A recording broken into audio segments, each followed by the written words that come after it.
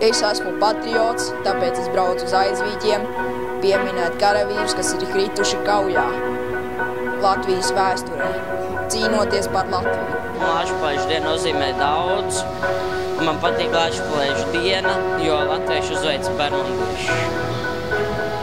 Un es katru gadu pieminu Latvijas dienu, jo es esmu patriots.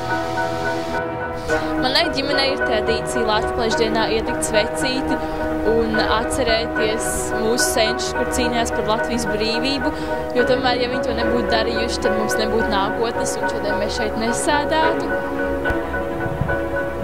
Latvijas diena man ir ļoti svarīga, jo tā ir diena, kad mēs izcīnījām brīvību.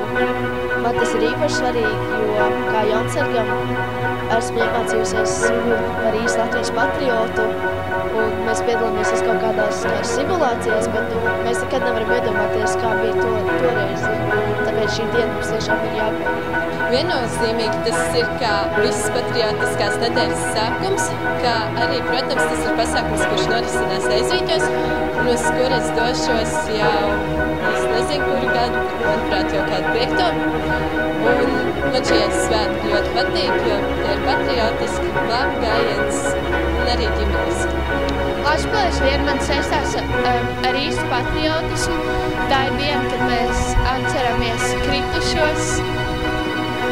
Es esmu patriots un atzīmēju šo dienu, jo gan arī pirms 100 gadiem latvieši izcīnīja Latvijai brīvību.